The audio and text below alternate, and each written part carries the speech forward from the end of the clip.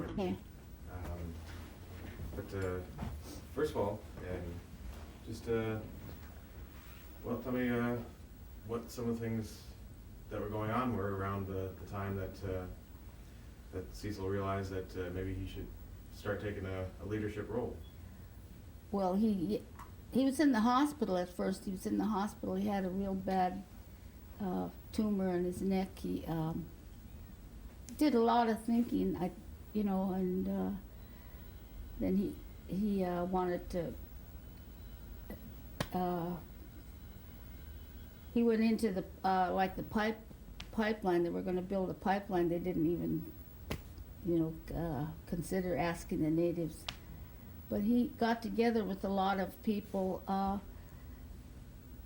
Willie Hensley and Emil Noddy, and that first bunch. They called themselves the Dirty Dozen, and they were real, and they were just meeting here and there. And their friend Alice Brown, remember Alice?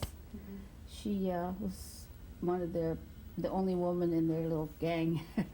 She helped them to get to Washington and back, and she was, let's see, and there was it just started with a few guys, and then Cecil was spending all his time there, and oh gosh, I wish this was over with now. It's still not over with. And there was just, they just all stuck together. I guess that's why, and then they got different natives to, help them. They talked to lawyers, and it just kind of, what do you call it?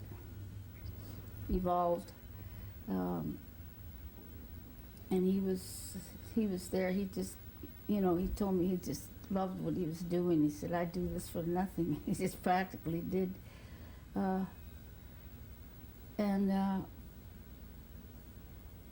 Anyway, then they formed their different corporations. He got together with the people in Cordova, the Chugach Native Association group, told them they had to get bylaws, articles of incorporation and bylaws, and they had to do this. They never done anything like this before, but they did it. And he had to have something to take to Washington to show them that we're serious. And let's see. That's what I mean. It just got away with him. I can't explain it. That was his, pretty much his thing. And he, let's see. Oh, then they formed the corporation, and they accepted their articles of incorporation. They had to bring those to Washington, and their bylaws, and nobody knew how to write them, but they did. They went to the library, and they're. I'm trying to think of something else. One thing I was that we were trying to address in the video is why, when the Native organizations were coming together at that time, why did they choose to form corporations as opposed to something else? Well, I don't know. I just they wanted the corporation, so they had to battle with the oil companies about the gas line and everything, and you heard about the land freeze, where they put a stop to everything, either pay listen to us and pay for what pay for the land, and then they ended up with a land freeze. Nobody could do anything, so those people, oil companies, and those people had to deal with them, and that's probably why the corporations. And then Sea Alaska was not in with them. They had their own little group, but they eventually joined the AFN.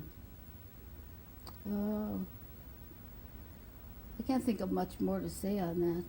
Now, you told me when, before I had the camera in here, that, one of the first times that Cecil had to go to Washington happened to be in a real bad fishing year, so it was. Oh, well, yeah, I can't find that letter. I'll find it.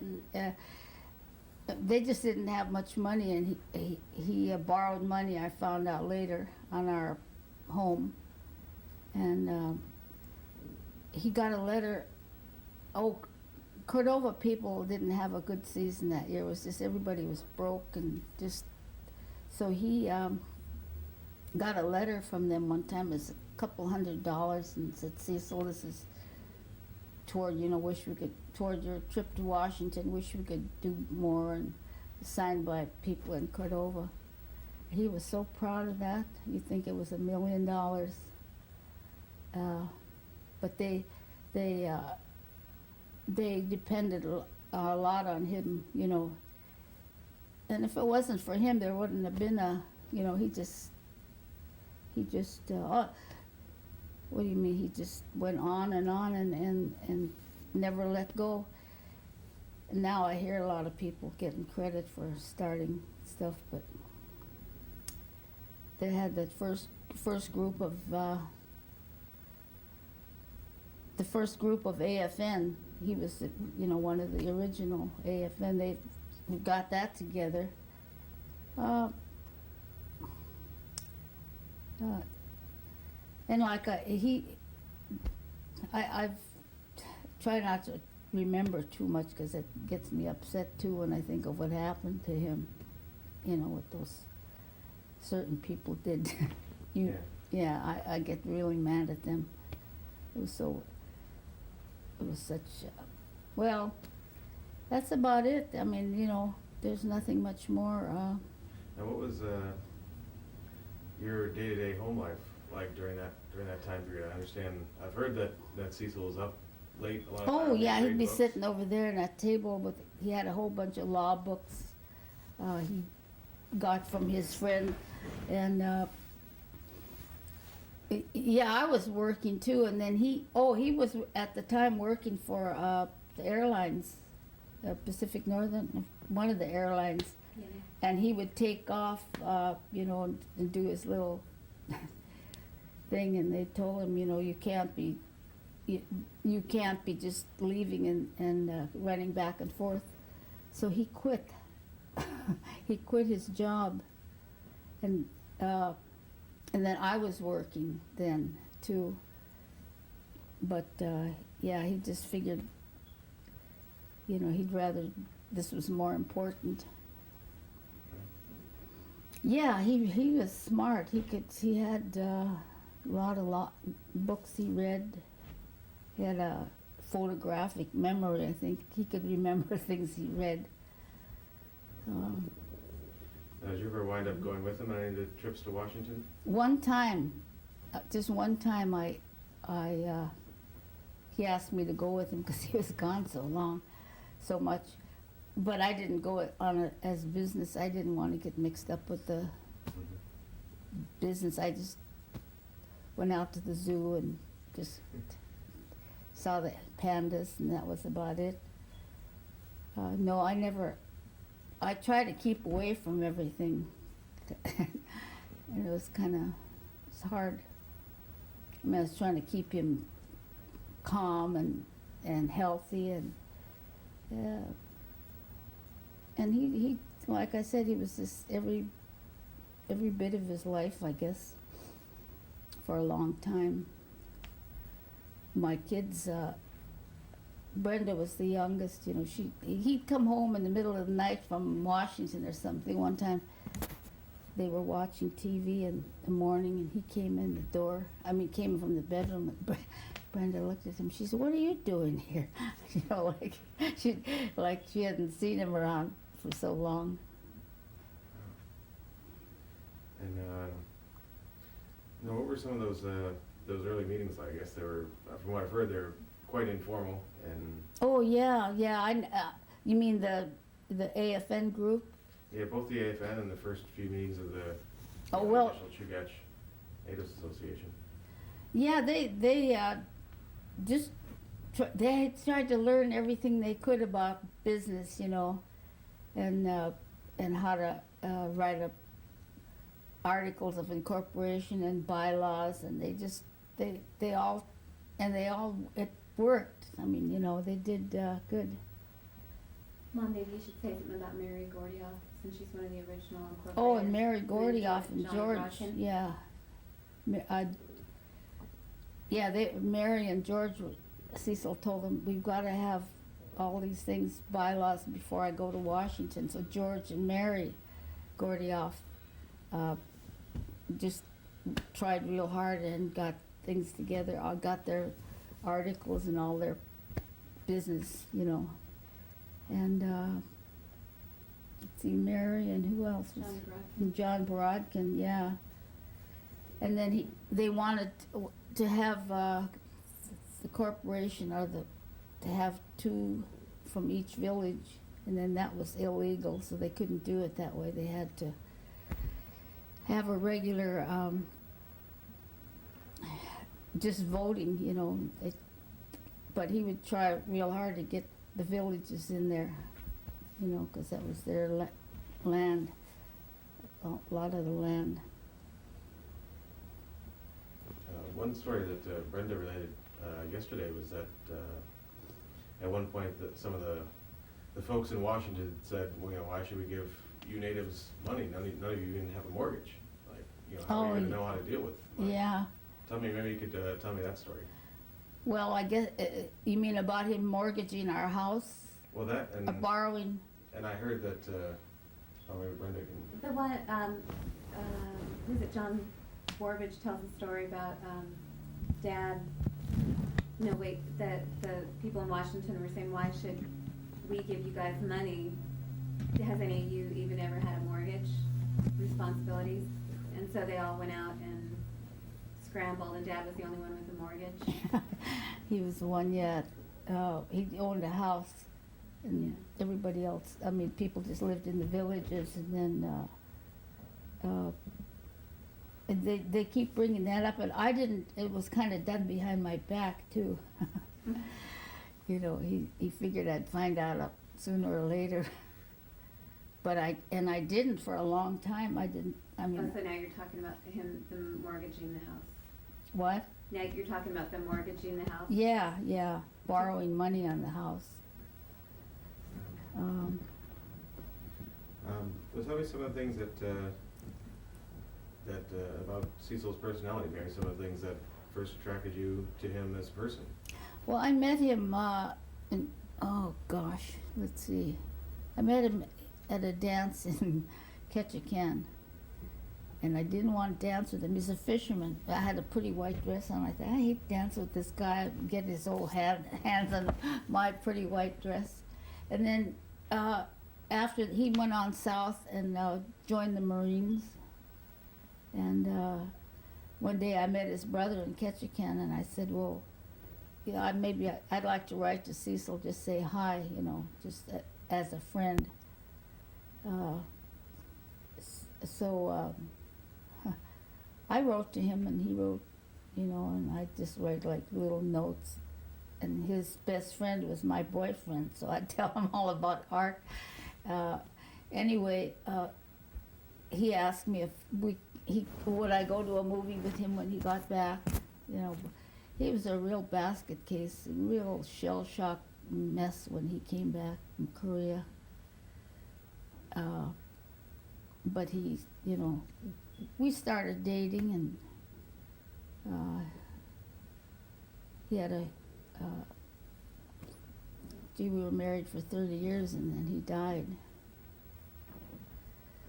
So, yeah, and he was pretty famous for his, in Cordova, for anything about land claims, fine, but he was really the talk of the town, and he still is on his boxing. 4th of July, that first year he got back from Korea. I think that was before we got married, yeah, and his Filipino crew from California brought this professional Filipino boxer up there, and they made it sound like he was one of the crew, you know, but he was professional. So they said anybody in Cordova will put up so much money, the Filipinos and the Cordova people find somebody to, and and I guess they had the big thing, they had Cecil coming in. He was half goofy from partying all night, but someone has a picture of this, and I can't find who it is. He boxed this guy, and he knocked him clear out of the ring onto this woman's lap who was pregnant. And everybody made big money on him. And this one lady, her name is Sandy, she owned a bar. She never have to buy anything again there, the town is yours.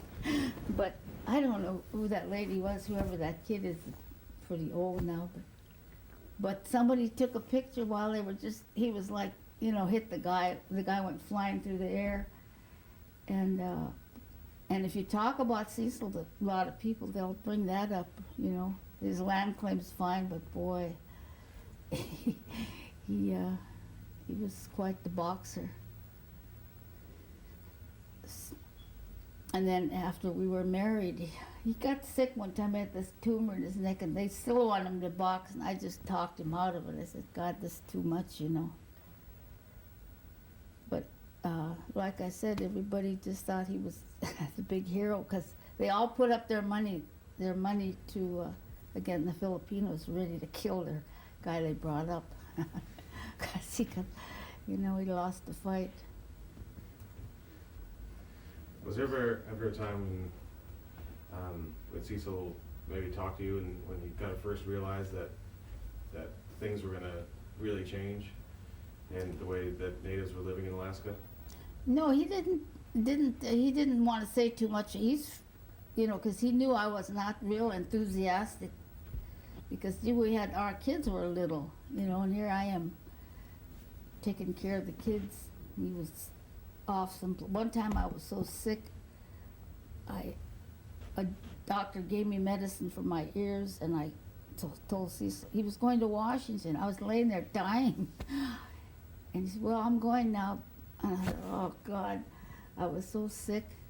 I called a doctor, and he told me to take double my medicine. I just but yeah, he just, well, I'm going now, and gee, I could have been dead, or in a morgue or something. But it just meant so much to him, and that he just put his whole heart into it. He said he just loved this job. He said, I just do it for nothing. I said, gee, forget it, nothing. We have to live. Yeah, their family was, he came from a large family. There was 14 of them, and he was the middle one. He was, and they're all gone at just about now, except 2, I guess, 2 boys. There was 9 boys. Now, one thing that we're trying to get across in the video is, especially for the younger shareholders, is what life was like, being an Alaska Native before the land claims, as compared to how things have changed in the past 3 decades. Well, for one thing, way back, when the natives went to a movie that had to sit on a certain part of the theater, and Ketchikan was real, had a sign on one of the restaurants. It was a little before my time too. No natives allowed. Oh, no natives, yeah, allowed or something. But and then Cecil was a combat Marine, right? He was just he was right in the thick of it. He's got all his little medals and stuff. But when he came back from Korea, and he had some friends that were non-native, and this one, he wanted to go up to Elks Club to see his friend, somebody. And the guy at the door said, well, you can't come in here, you're a native. Cecil said, I just want to see so-and-so. and the guy just, and so Cecil was up a flight of stairs. He took the guy and threw him down the stairs, but he was just kind of, what do you call that? What do they call that when the Shell shock. shell shock? He was not about to be told to get out of the. I think that, and there was so much prejudice in Cordova. No matter what anybody says, there was so much prejudice. I think that was half the incentive for him. He wanted to show those people, I picked that up myself, that he had to show a few people things. So, and then that's, like I said, he was a pretty nice guy, I guess. He was a real good person. But and he just left. He left us too soon. I think that's all the questions I have. Is there anything else? I'd like to ask a couple questions, but look at him when you answer. Or you can sit over here. I know that would line up. What do you think Dad would look at him the point? Just down there. What do you think Dad would think of Chugach today? Well, he would think they were doing okay. Probably one of the reasons they got rid of him, and the board wanted to buy the cannery for sale. He said no. He said that cannery's old. It's going down the tube, and it's going to bring Chugach with them, and they did. They went into that bankruptcy, and they just did him dirt. I'll never forgive them. Ever. That might not make the cut. Well, they know what they did. They're all, asking forgiveness and stuff. Somebody one of my daughters, he said, the only reason I did that to help do that to your dad was because he fired me. He fired this one guy, and the guy got even with him. I think it's real different than it was. He was still struggling when they ousted him, I guess.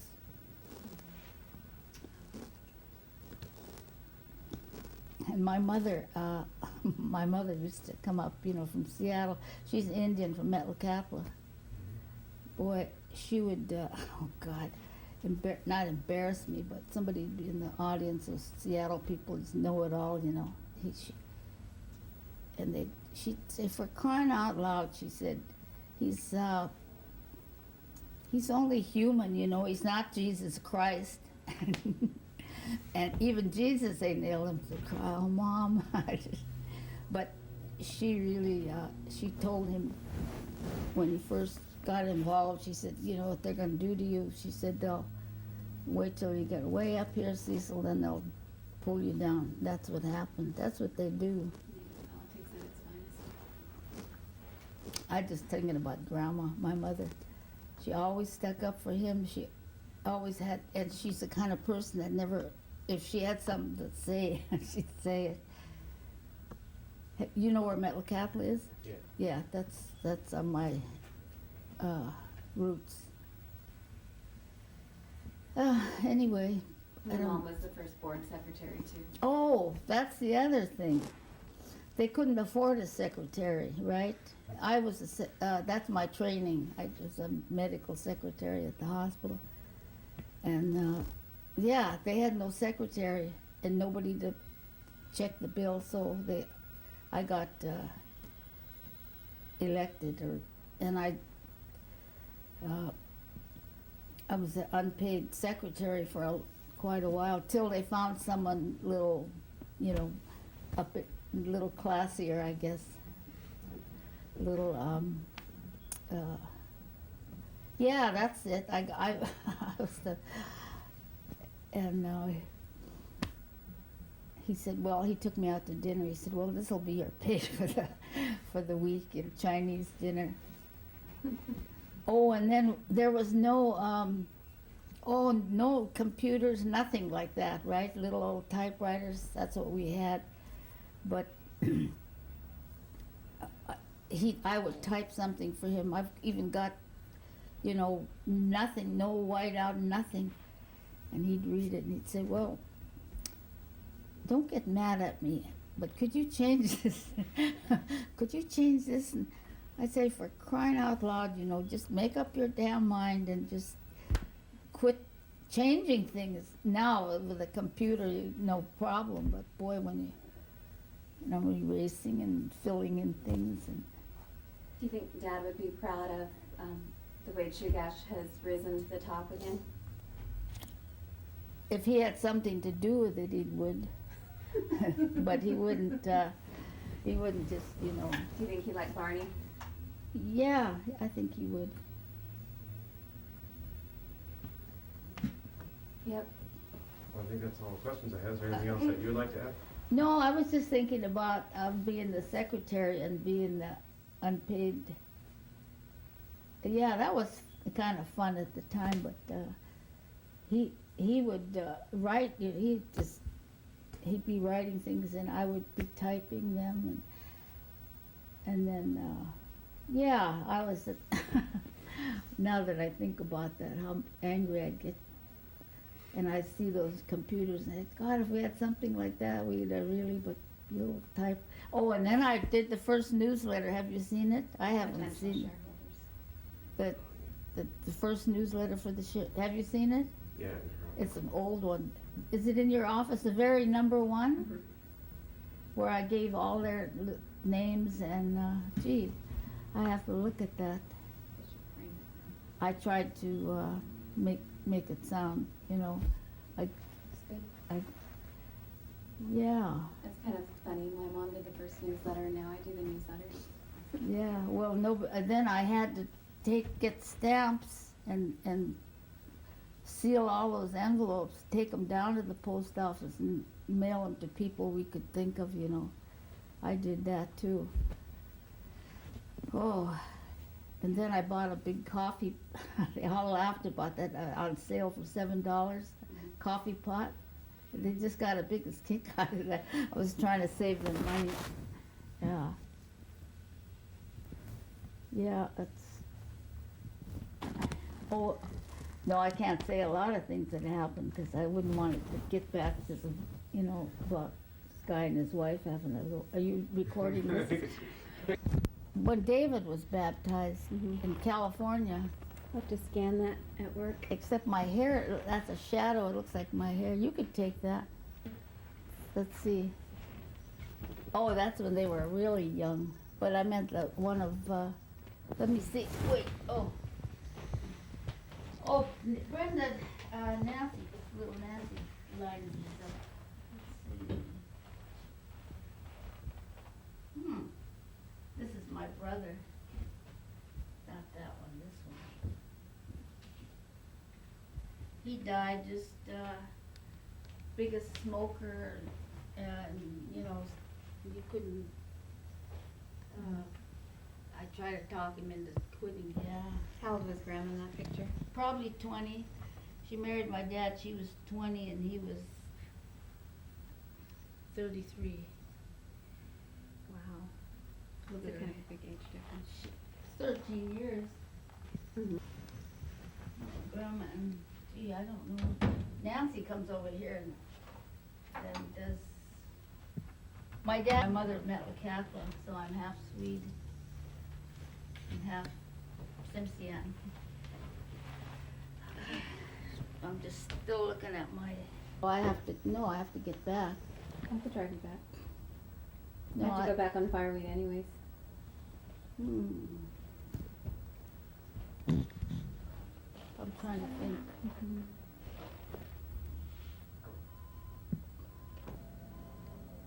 He's a real good friend. His wife had brain cancer. Couple years ago. Yeah, she's still. She's still here? Well, Nancy said she saw them at the airport. They were on their way to Italy. Wow. Maybe they're going to the Pope ship the North Star.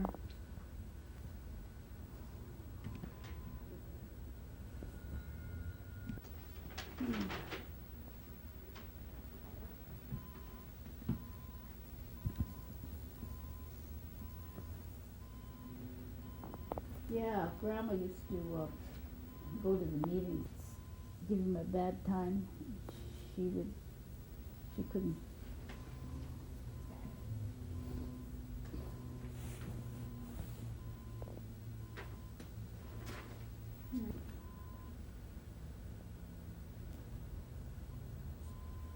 Anyway, I said, well, I forgot which one was Tiedemann. And so he wanted Dad to go outside with him. 2 minutes later, Cecil comes back, brushing his bloody. He said, I tried to tell it so-and-so, to get lost and try to hit Cecil, so Cecil hit him.